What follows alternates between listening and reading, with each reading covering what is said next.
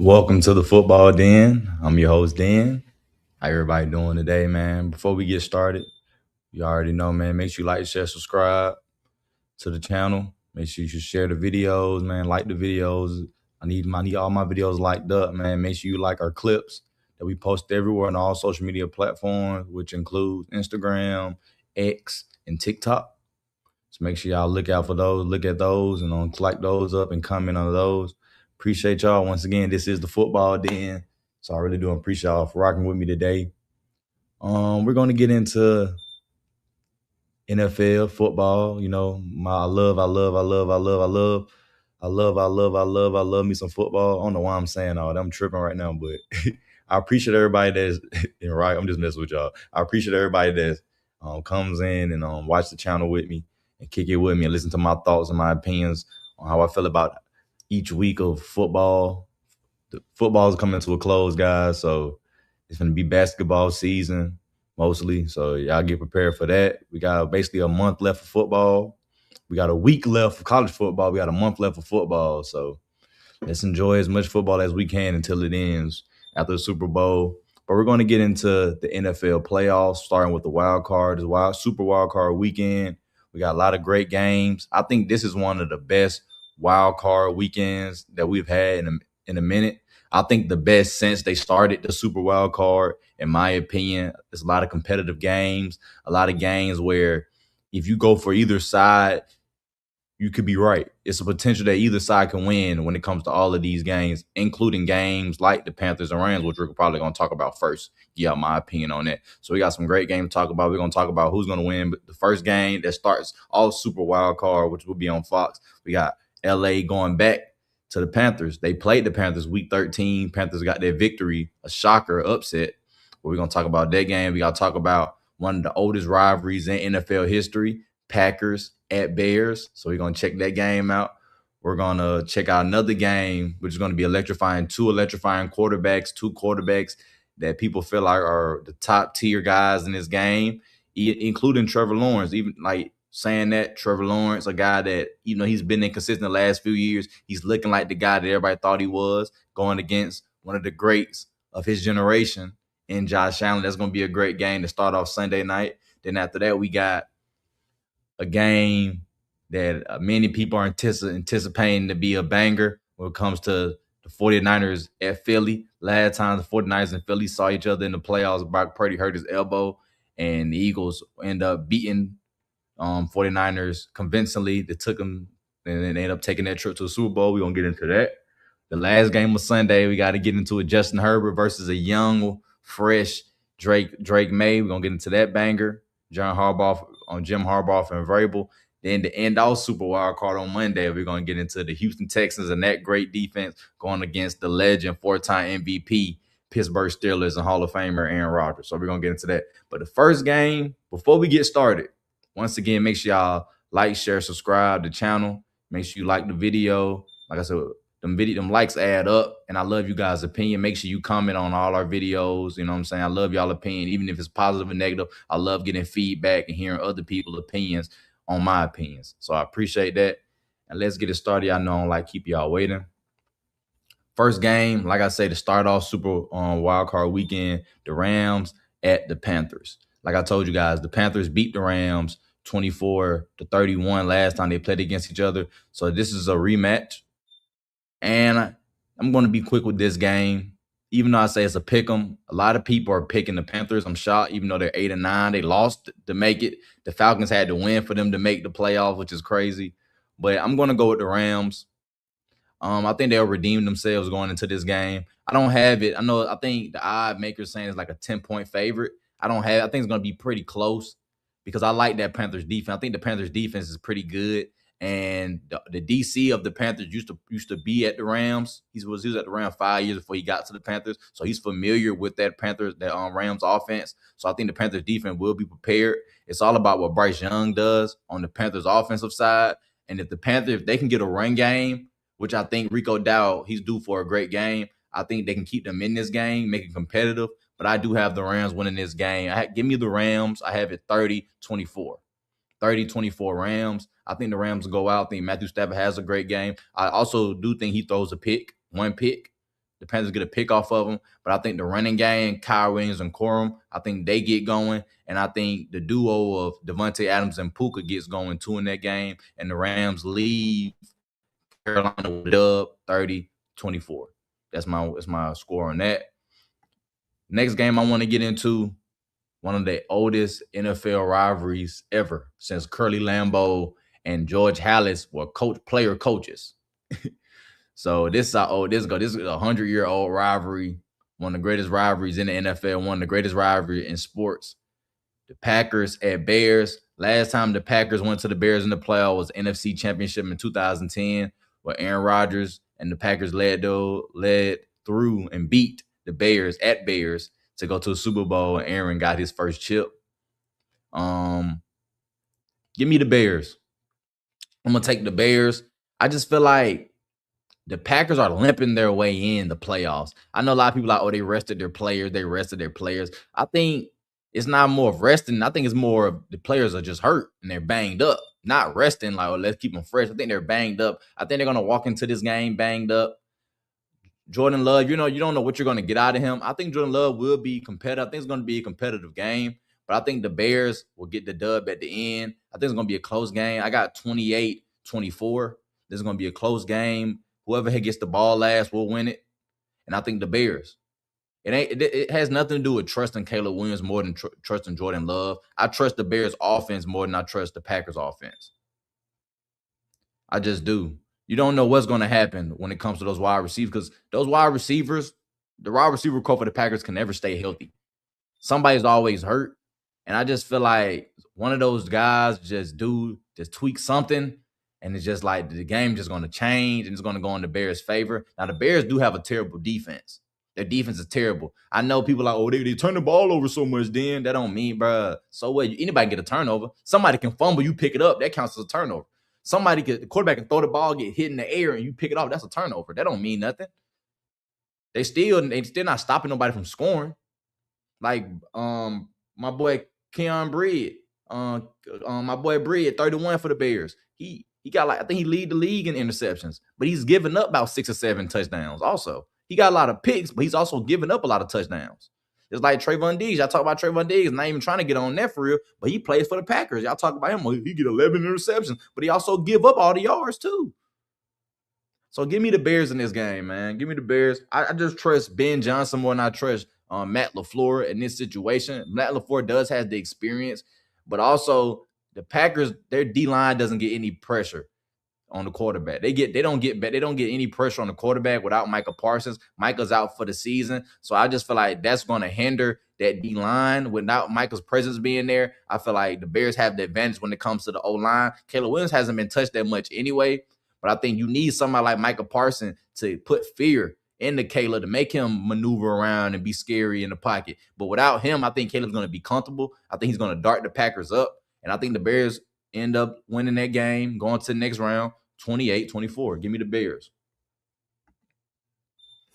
Now, when it comes to this game against the Bills, going to Jacksonville to play the Jaguars, give me the Bills. And to be honest with you, I shouldn't even go for the Bills. I shouldn't even pick the Bills, because the Jaguars, they're better at everything. They have a better defense when it comes to stopping the run. They don't get no sacks. But whatchamacallit don't get no sacks either. So they both even in that odd. Now, whatchamacallit force more turnovers when it comes to the D-line and the Bills. But Jaguars have a better running game. They have a better passing game. They have a better special teams. They have better weapons on the wide receiver core. They have better weapons. The Bills get the running back, because they do. You can't lead. I can't say somebody better than your running back when he leads the league in rushing. I don't care how many running backs you got. When the guy leads the league in rushing, you got to get that team that edge on the running back. So the Bills have a better running back, but the Jaguars have everything else. They're better at everything else. But still, listen, bro. I'm just saying, I put having a better quarterback than having a better just overall team. I put a quarterback above that, because we've seen quarterbacks on mediocre teams take mediocre teams when they're playing at their best, and they can get over hump against just a better team. We've seen it all. We've seen that each year in the playoffs. A team that we look at like they shouldn't even be that good, but their quarterback, he plays to a high standard and they overcome. the terrible team and they get past that good team. I think that's what's going to happen when it comes to the Bills. I think with the greatness of Josh Allen, him being Superman, and with James Cook darting, rushing, and getting yards, running down the field on the Jaguars, I think they can overcome the overall not having a good team, especially when it comes to the running game. They can't stop nobody when it comes to the running game. They're going against one of the top running teams in the league, in the Jaguars. I think they can overcome that by just Josh Allen being spectacular. I think Josh Allen will be spectacular. He will get them over the hump. I think this game is won by. I think this game is a 3-point game. I think it's a close game. I don't think teams score that much. Give me 23-20. I think the Bills win by a game-winning field goal, walk-off field goal to win the game. And that's my thoughts on it. I do like Sunshine. I do like Trevor Lawrence, but I think he will be outplayed by Josh Allen. I think he will be outplayed by Josh Allen. I think the Bills will at least commit a turnover, force a turnover. You know what I'm saying? At least one. I think Jacksonville probably force a turnover. But I think the Bills turnover will be more impactful than Jacksonville turnover, and that gives them the edge. Like I said, they will win off a walk-off field goal by the Bills, 23-20. That's my game. The Bills move on. Next game, third to last game. Middle of Sunday night, a game that I'm very waiting on anticipating. We got the 49ers, San Fran, who could have won last week, and they have home field advantage and completely put in position where they're the third team to play in their stadium in the Super Bowl after Tampa and LA Rams did it back-to-back years. Now they got to go in the cold, go down to Philly to play against the Philadelphia Eagles. And when I said the Packers are limping in, man, the 49ers are crawling in the playoffs. Yeah, the Packers, they limping. The 49ers, they're crawling in the playoffs, bro. They're crawling. Everybody's banged up. Their backup is banged up. They got a lot of people hurt. They have a lot of people hurt. And so I'm going to give it to the Eagles. Even though the Eagles have been up and down all season, defense has been constant. Defense has been consistent all year. You know what I'm saying? You can trust the defense. They're always going to play up to expectations. They're always going to live up to expectations. The offense don't live up to expectations. They're up and down like a roller coaster. But the defense is always going to stay up here, top tier. And to me, because of the defense, I give the Eagles the edge, and I think the Eagles win this game. I give it 27-20. I think the Eagles win the game 27-20. The 49ers put up some points. I think Brock Purdy put up some points, but it's just too many things that's negative around him when it comes to guys not being healthy. And I think that does affect them, and they're one and done. You know what I'm saying? I think the 49ers people were healthy. They probably would have the number one seed. They have Fred Warner and Nick Bosa, but they don't, so no excuses. And so I think they're one and done, bro. It doesn't mean I believe in Jalen Hurts, but I do believe that Jalen Hurts will make plays in crucial moments to get the Eagles over the hump, and that's what gives them the win of 27-20. Now, the next game, Chargers at Pats. Drake May taking the Patriots to the playoffs since 2021. And we got our boy Justin Herbert, his third time making the playoffs, and him trying to get his first dub in the playoffs. You know what I'm saying? This is his second road playoff game. Last time we saw he gave up, you know what I'm saying? They blew a lead. Like, what they won? Like 27-0. Blew a 28-0 lead. Jaguars came back, kick a win, game-winning field goal, beat them. Khalil, last playoff game we saw them at Houston, lost again. This is just Herbert's third world playoff game. This is third world playoff game. This is third playoff game appearance. This is third world playoff game. Last time we saw him, he threw all those picks, threw only 3 interceptions in the whole regular season, threw 3 interceptions in the playoff game.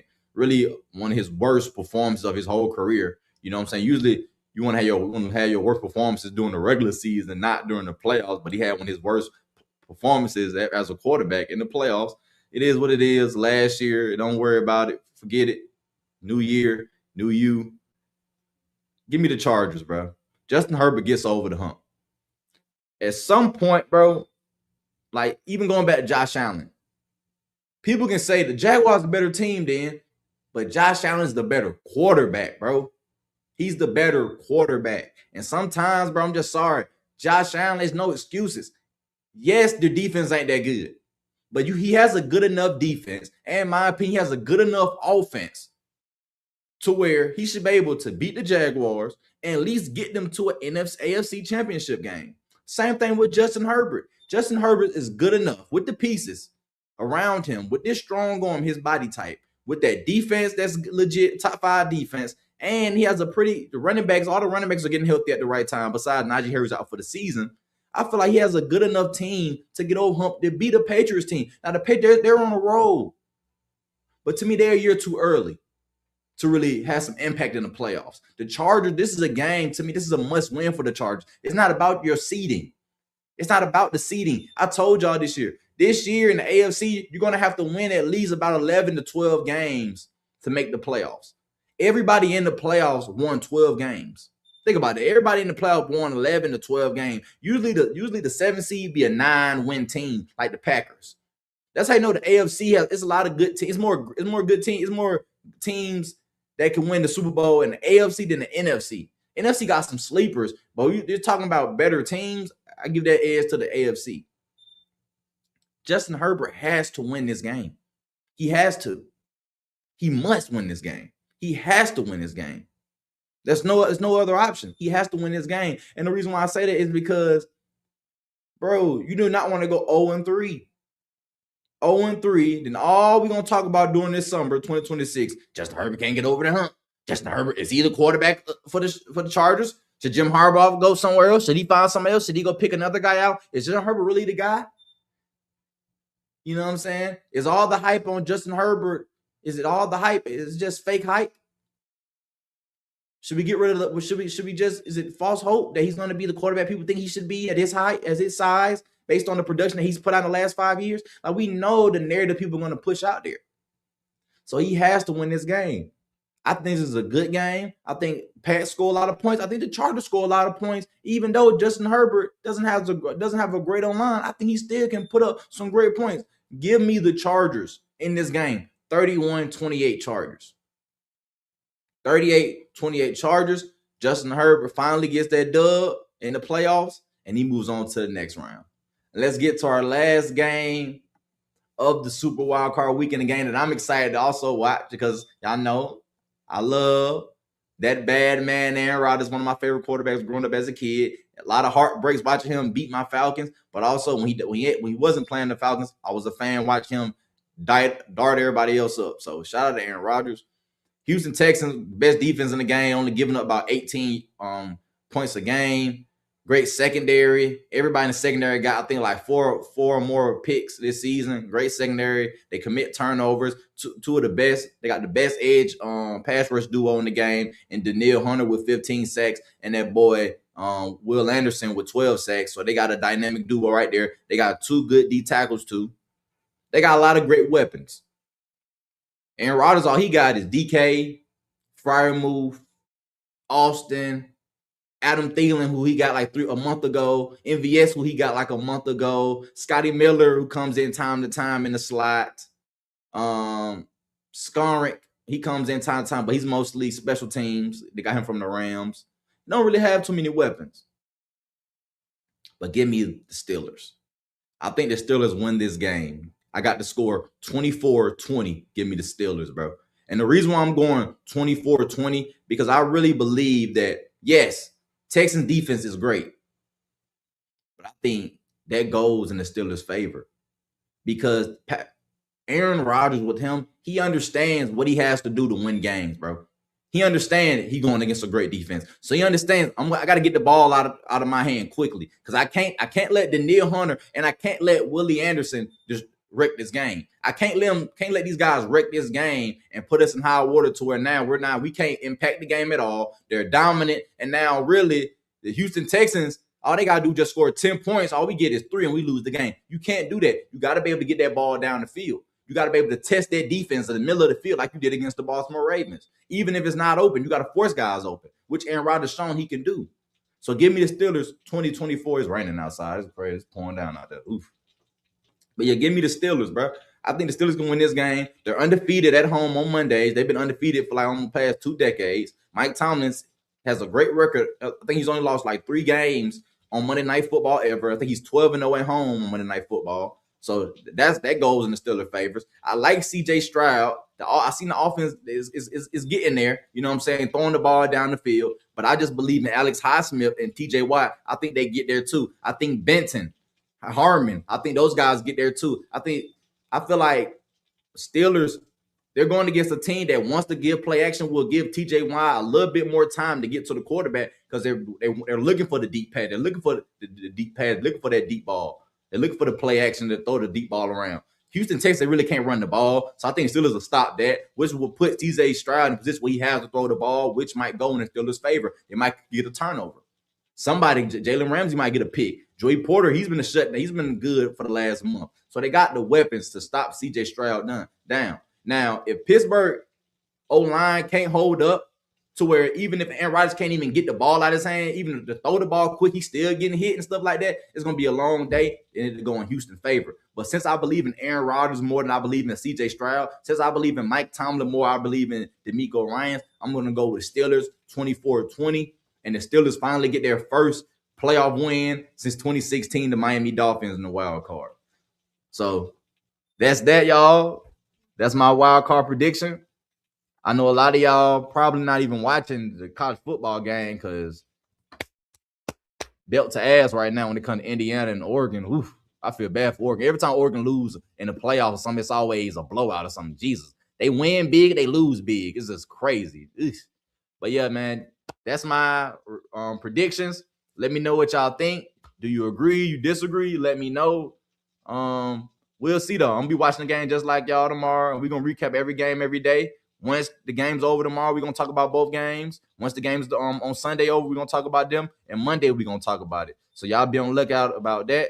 Man, look, man, y'all enjoy y'all night. Y'all have a great night. Watch the game, watch a movie. You know what I'm saying, be with your loved one, do what you got, do what you want to do, man. Have a good night. And I appreciate it. I said, I'm tripping, bro. I'm tripping. Man, make sure y'all have a great night, man. You know what I'm saying? Enjoy the night. You know what I'm saying? Go to sleep. If you sleep, you got to work in the morning. You got to be up early, go to sleep. If you don't, stay up, finish watching the game. You know what I'm saying? Go read, go smoke, do what you want to do what you like to do, man. Me personally, I'm finna go take my butt to sleep. I got work in the morning, so I'm finna go to sleep. But I will be watching the game just like y'all tomorrow, and I'll check y'all out tomorrow, bro. Be on the lookout, and we'll see y'all tomorrow on the football den. And be on the lookout for it be like that too. We still do that too. So appreciate y'all, and we out. And I will be better at podcasting, bro, because I got to get better at this, man. You know, it's a work in progress, but I will be better, and I promise y'all, we out.